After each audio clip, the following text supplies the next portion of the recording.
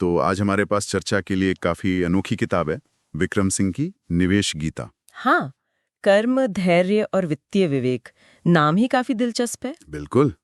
ये किताब भगवत गीता के जो सदियों पुराने सिद्धांत हैं उन्हें आज के इन्वेस्टमेंट की दुनिया से जोड़ने की कोशिश करती है। और ये सिर्फ पैसों के निवेश की बात नहीं करती है ना? नहीं, बिल्कुल नहीं।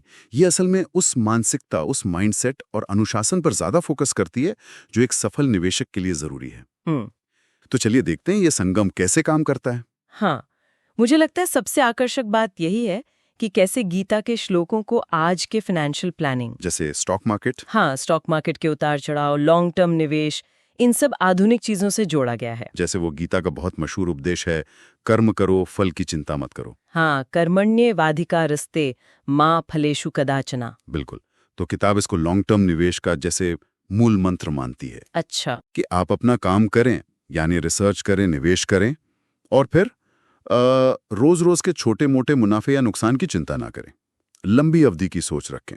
पर ये कहना जितना आसान है उतना करना मुश्किल नहीं, खासकर जब बाजार गिर रहा हो। हाँ, सही सवाल है। तब फल की चिंता कैसे ना करें? किताब का तर्क ये है कि ये चिंता ना करना मतलब भावनाओं पर काबू पाना है, निष्क्रिय होना नहीं। अच्छा। जैसे अर्जुन को युद्ध भूमि में स्थिर रहना था, कंफ्यूज नहीं होना था। बिल्कुल। वैसे ही निवेशक को बाजार के शोर में मतलब डर और लालच में बह नहीं जाना है। सही बात। और यह धैर्य और अनुशासन पर भी बहुत जोर है। निवेशक को भावनाओं पर नियंत्रण रखना होता है। किताब कहती है कि ज्ञान यानी आपकी रिसर्च और विवेकपूर्ण विश्लेषण, आपकी एनालिसिस, यही आपके असली हथियार है। ठीक वैसे ही जैसे कृष्ण ने अर्जुन को गाइड किया था। तो मतलब इमोशनल मैनेजमेंट ज्यादा है ये? हाँ, काफी हद तक।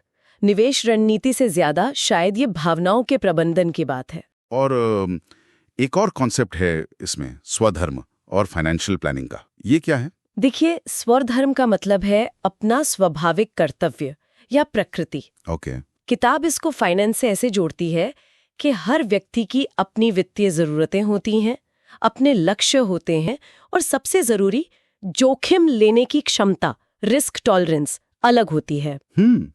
तो दूसरों की देखा देखी निवेश करना कि अरे उसने ये खरीदा तो मैं भी खरीद लूं, ये अपने स्वधर्म के खिलाफ है। अच्छा, मतलब दूसरों की नकल नहीं करनी। बिल्कुल।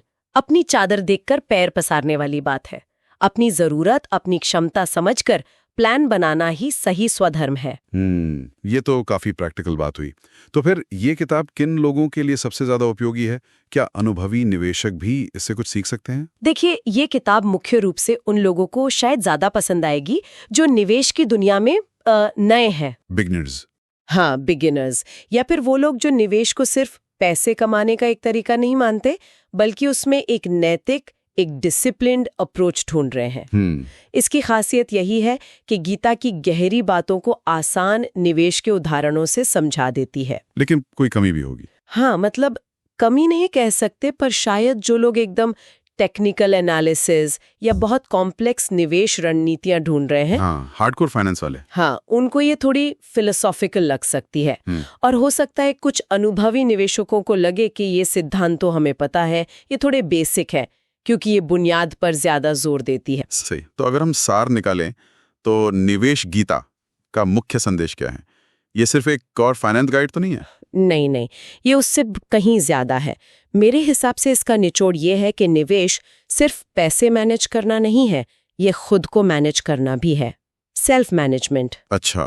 गीता के सिद्धांत, धैर्य, अनुशासन, भावनाओं पर काबू, अपना स्वधर्म समझना, ये सब आपको सिर्फ एक बेहतर निवेशक नहीं बनाते, बल्कि जीवन में भी संतुलन और आत्मविश्वास लाते हैं। बिल्कुल। ये पैसे कमाने के साथ साथ एक तरह से मन की शांति पाने की भी बात करती है।